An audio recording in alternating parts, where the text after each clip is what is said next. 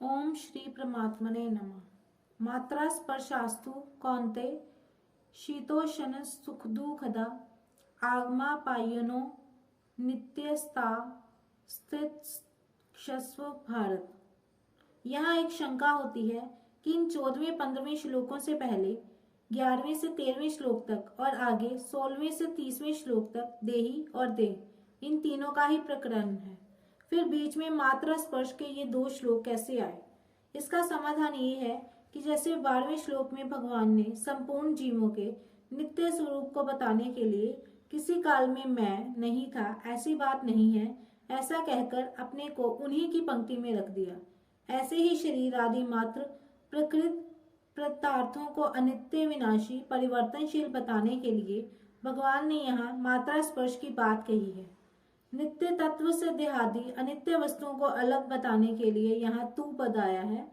जिनसे मापतोल होता है अर्थात जिनसे ज्ञान होता है, उन इंद्रियों और अंतःकरण का नाम मात्रा है।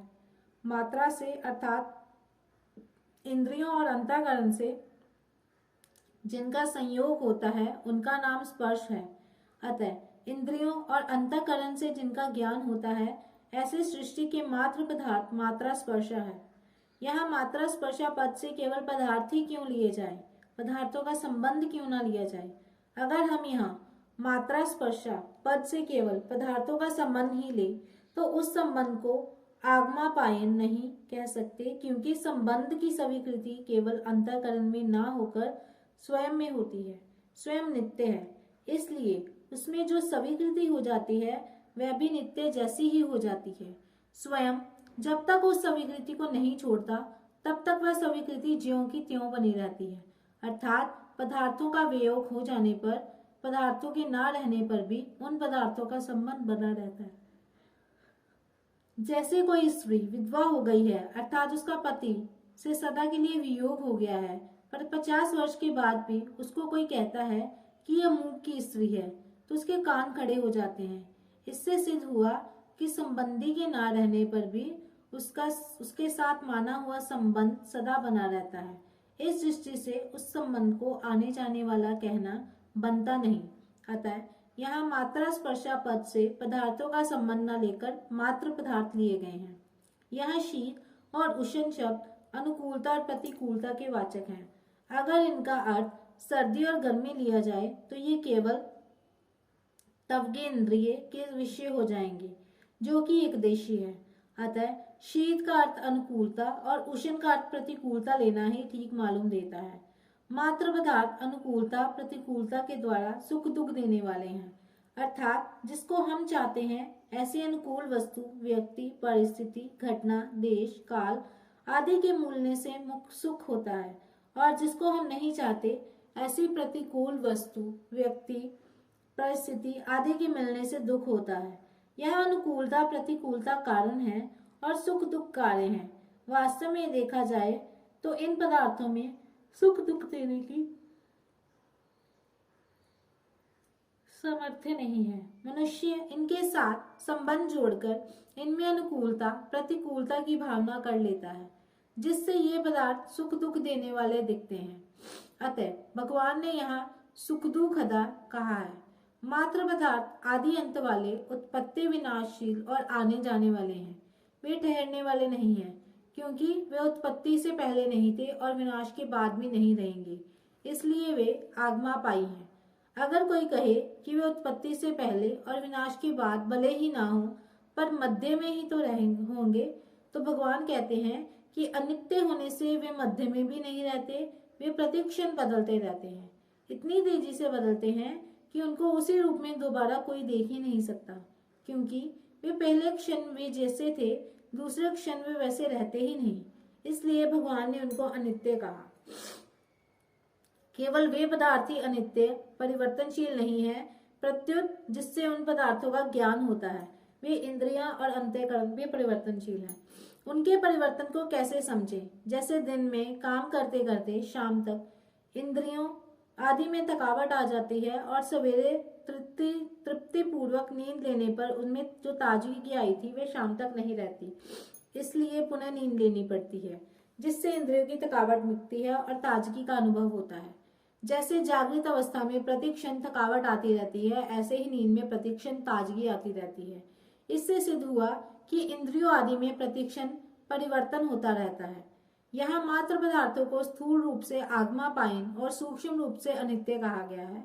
इनको अनित्य से भी सूक्ष्म बताने के लिए आगे 16वें श्लोक में इनको असत कहेंगे और पहले जिस नित्य तत्व का वर्णन हुआ उसको सत कहेंगे। ये जितने मात्रा स्पर्श अर्थात इंद्रियों के विषय हैं, उनके सामने आने पर ये अनुकूल है और ये प्रतिकूल है, ऐसा ज्ञान होना दोषी नहीं है। प्रत्युत उनको लेकर अंतःकरण में राग द्वेष, हर्ष शोक आदि विकार पैदा होना ही दोषी है। अतः अनुकूलता प्रतिकूलता का ज्ञान होने पर भी राग द्वेष के विकारों को पैदा न होने देना अर्थात मात्रा स्पर्शों में निर्विकार रहना ही उनको सहना है। इस सहने को ही भगवान ने तितिक्षस्व कहा है। दूसरा भाव है कि शरीर, इंद्रियां, अंतःकरण आदि की क्रियाओं का अवस्थाओं का आरंभ और अंत होता है और उनका भाव और अभाव होता है। वे क्रियाएं अवस्थाएं तुम्हारे में नहीं है, क्योंकि तुम उनको जानने वाले हो, उनसे अलग हो। तुम स्वयं ज्यों के त्यों रहते हो। अतः उन क्रियाओं में, अवस्थाओं में तुम निर्विकार हो। उनमें निर्विकार रहना ही तितिक्षा है। परिशिष्ट भाव, जैसे शरीर कभी एक रूप नहीं रहता, प्रतिक्षण बदलता रहता है, ऐसे ही इंद्रियां, मन बुद्धि से जिनका ज्ञान होता है, वे संपूर्ण सांसारिक पदार्थ भी कभी एक रूप नहीं रहते। उनका संयोग और वियोग होता रहता है। जिन पदार्थों को हम चाहते हैं उनके संयोग से सुख होता है और वियोग से दुख होता है। जिन पदार्थों को हम नहीं चाहते उनके वियोग से सुख होता है और संयोग से दुख होता है। पदार्थ भी आने जाने वाले और अनित्य हैं। ऐसे ही जिनसे पदार्थों का ज्ञान होता है वे इंद्रियां और अंतःकरण भी आने जाने वाले और अनित्य हैं और पदार्थों से होने वाला सुख दुख भी आने जाने वाला और अनित्य है। परंतु स्वयं सदा ज्यों का त्यों रहने वाला निर्विकार और नित्य है। अतः उनको सह लेना चाहिए, अर्थात उनके संयोग वियोग को लेकर सुखी दुखी नहीं होना चाहिए, प्रत्युत निर्विकार रहना चाहिए। सुख और दुख दोनों अलग अलग होते हैं, पर उनको देखने वाला एक ही होता है और उन दोनों से अलग होता है।